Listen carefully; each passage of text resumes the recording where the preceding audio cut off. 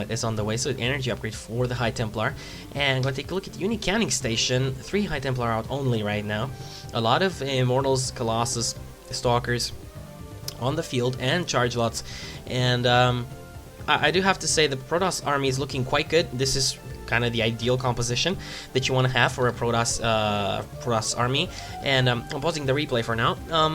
QXC is looking good as long as he doesn't try to push. The Protoss can't really make that big of a move against what QXC has stationed over here, but he might just try moving up with his Colossus if he knows about this, but I don't think he does. Let's see if he does. No, he does not know about that expansion, so most likely Whiplash, if he is going to try something, he's going to try something on this side over here.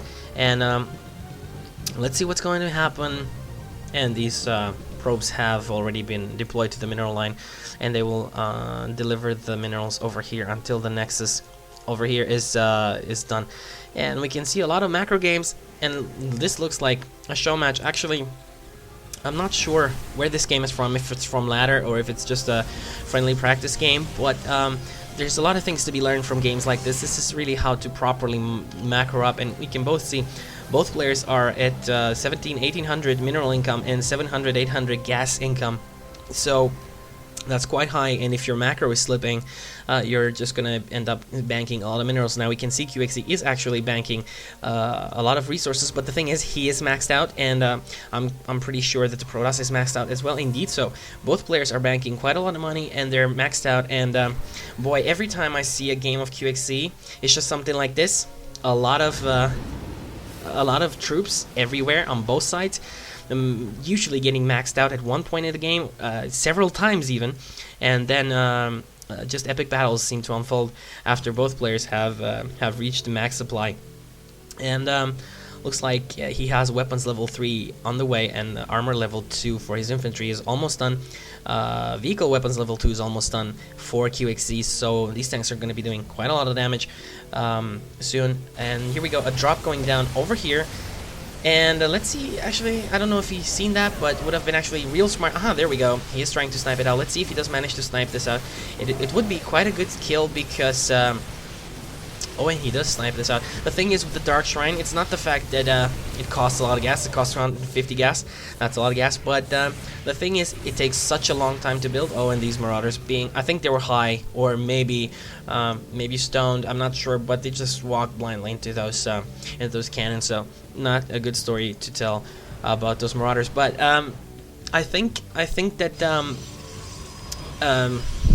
as far as tech buildings are concerned, the Dark Shrine is probably the worst building you can snipe off from a Protoss, if he does decide to actually, if he was thinking about getting Dark Templar, because you don't necessarily have to get them if you get the Dark Shrine, especially in a high macro game like this one. But there's always the option you can switch tech, and it's better if you just have the Dark Shrine out, obviously, since it takes such a long time to build. And here we go, QXC scanning all over the place, trying to see what the Protoss is thinking and where he's going, and looks like a big battle is going to unfold over here.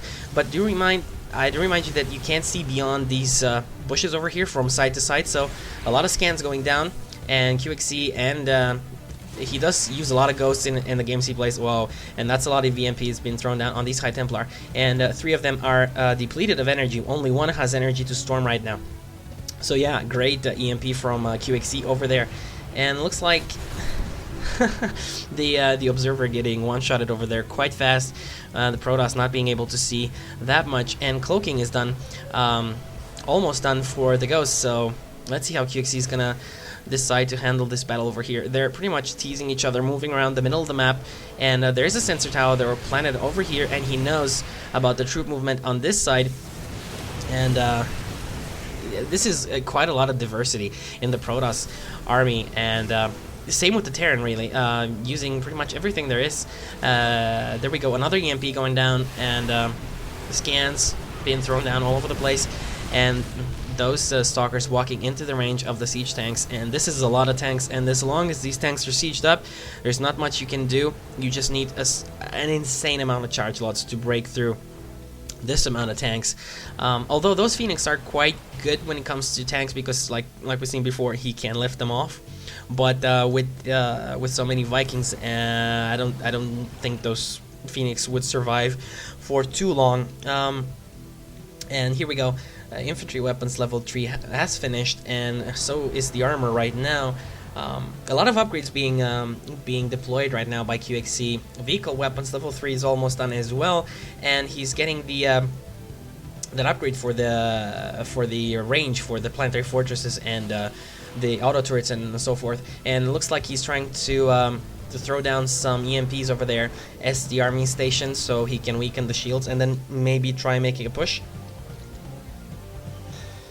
But honestly don't know if the Protoss can actually do anything, because QXC has so many tanks. I mean, this is like a lot of tanks being stationed over here, and there's no way you can make a move from this side without getting terrible casualties.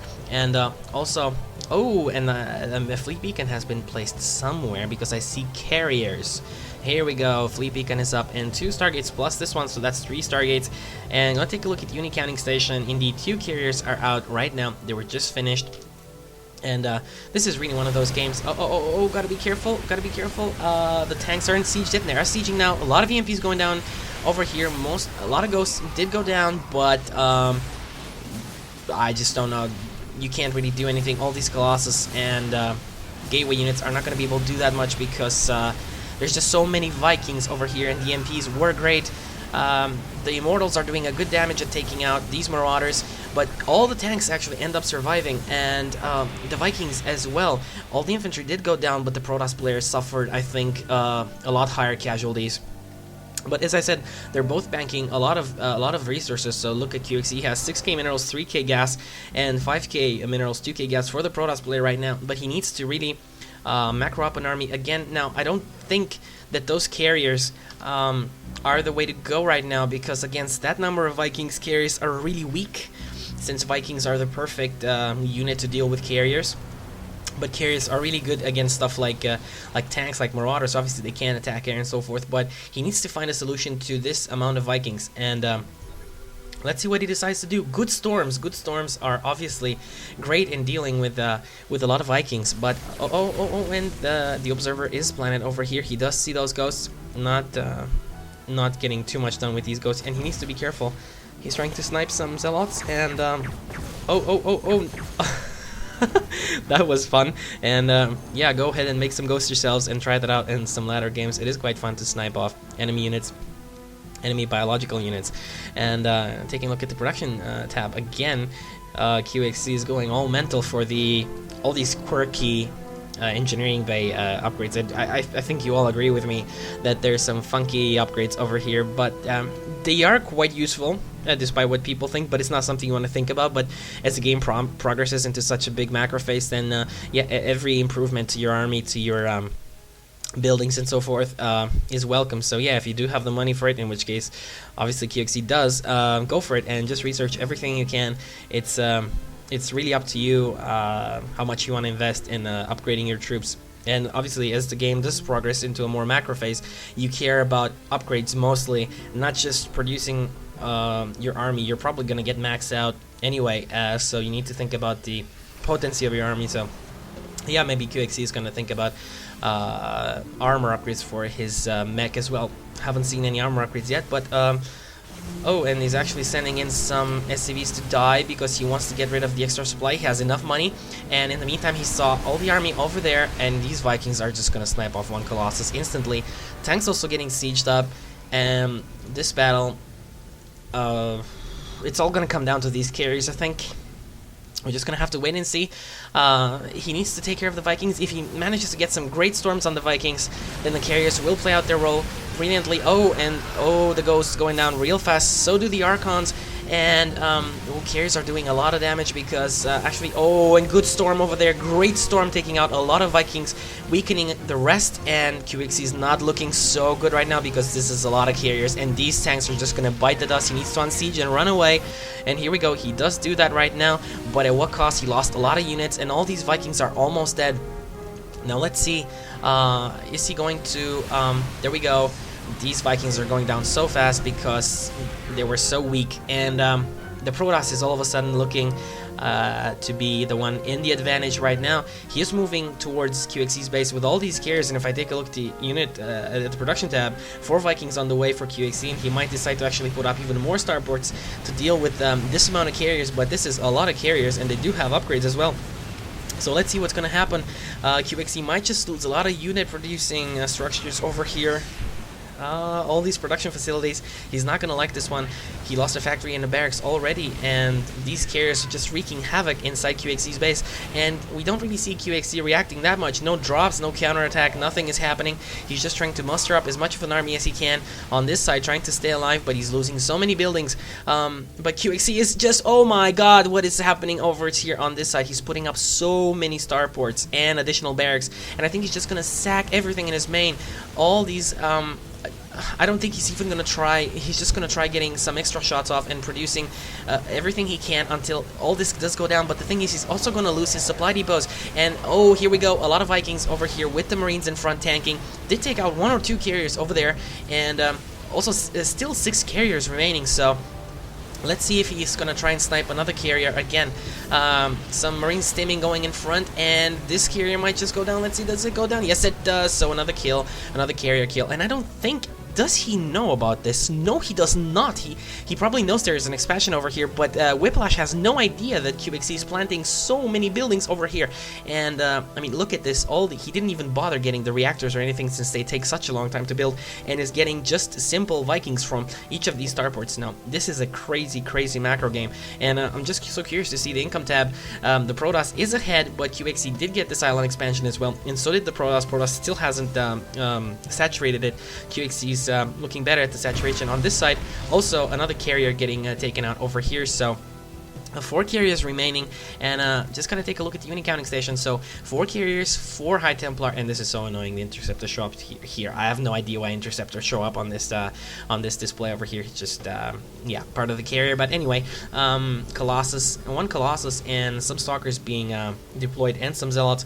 He knows that QXE is going to get a lot of Vikings, given the fact that those carriers were out on the field. So obviously, if you get stalkers and zealots, you're gonna bypass the threat from the Vikings, because they don't really attack around, and if you land them, they're not that great anyway. So looks like, is he actually going to try and push over here with the carriers and keep his army down here? I'm not so sure. Let's see. He does see some barracks have been thrown up over here, but it looks like QXE is not so worried about this. He knows that Whiplash, if he tried attacking over here, he'd probably overextend himself, given the fact that the ground units would have to take this path, while the carriers could go up here. I'm not so sure he'd want to split up his army like that. QXE still has a great army size. He's almost maxed again, and the Protoss is maxed right now. So let's see what's going to happen. Can see just how fast these players have managed to get their army count up again. But the thing is, I mean, the huge difference is that look at how much money Whiplash is banking.